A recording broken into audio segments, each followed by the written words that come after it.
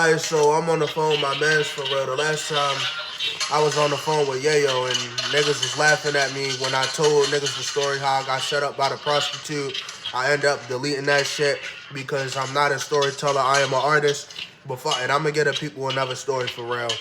This a jail story. I ain't gonna lie. Free my man's Boogie, yo, cause he the reason why I'm even doing this, bro. Cause he was doing that shit. I was watching him before I got bucked. Yo on TikTok for real, and then I end up getting bucked with Boogie. But that's a story for another time, cause that nigga's fucking wild. But that's a story for another time. I got my man Chucky on the phone this time. I ain't got Yayo on the phone. I got Chucky on the phone. Say what's up to the viewers. He not even listening. Fuck it. So,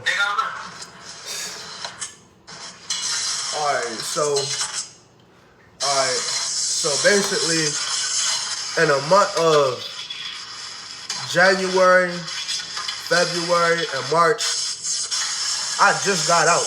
Like March the 17th. Yeah, March 17th. I just got out March 17th.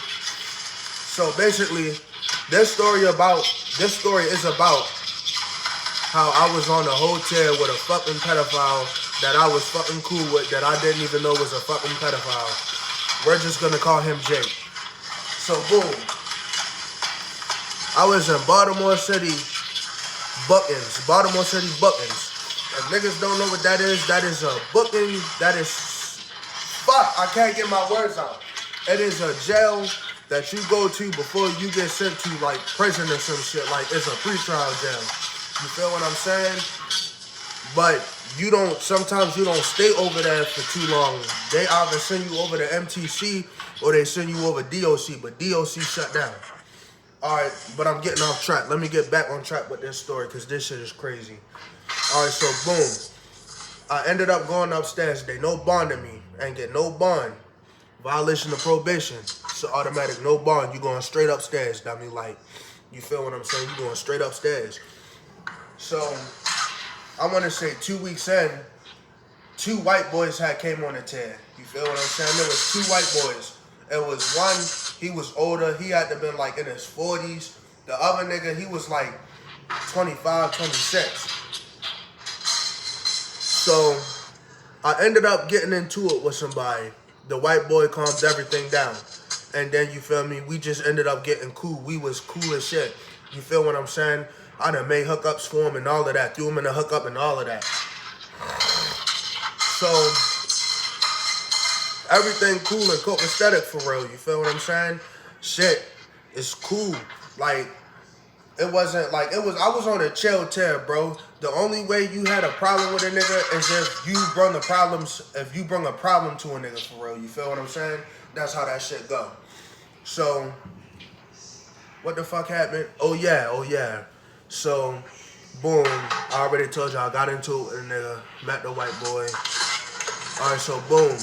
A week later, the niggas called me to the back like, yo, wait, come in. Like, yeah, come in the back real quick. I'm like, oh shit, I'm thinking niggas is on that with me. Whole time, they telling me that I need to stay away from the white boy. I'm like, why do I need to stay away from the white boy? They like, yeah, shorty ass a pedophile. I'm like, for real? Nigga like, yeah, yo. So then, I stayed away from him. But then, that same day, yo got exposed all crazy. Like, the nigga, like, this shit is crazy, bro. Like, I'm not even sure if I can say this on fucking YouTube, bro. But I'm gonna just say it the best way I can. The nigga that told me that he was a pedophile told the other members that it was a pedophile on the tear. So then, niggas was like, yeah, whoop-de-whoop, if you a pedophile, you gotta get off the tear. Niggas not going for that. If you stay on the tear, we straight beating your ass. You feel what I'm saying? So, boom. Remember how I said it was 2 white boys? The white boy that had the charge didn't even check in right then and there. Yo ended up standing for real. He ducked his tail. So then the other white boy, he ended up going out to the bubble. Niggas banging on the window like, yeah, you's a bitch. Like, Yeah, you's a bitch. We gonna beat your ass. You come back up here. Yeah, Shorty was scared. He ain't even stand in a window. So, and there in Central Book, it's just like you got A side and B side for real. You feel what I'm saying? You got 4 South A and 4 South B, 5 South A, 5 South B. You feel what I'm saying? Like the Tez is like it's like the CO sit outside and inside, but them niggas don't do their job, so they sit outside for real. So he getting yelled at from both Tez. Niggas calling him a pedophile, saying that if they catch him on another Ted, they're straight beating his ass. At that point, there's no luck for Shorty for real. Like, you're just done. You're cooked. You feel what I'm saying? So he ended up going to another Ted. So then that's when the other nigga that really had the charge, he ended up checking in. But he did it on a spontaneously low type shit. You feel what I'm saying? Like, one nigga already knew what his charges was, and I guess he was trying to get the fuck before, you feel me, he started spreading it around, because at this point, only me and him knew. Me and him knew. So,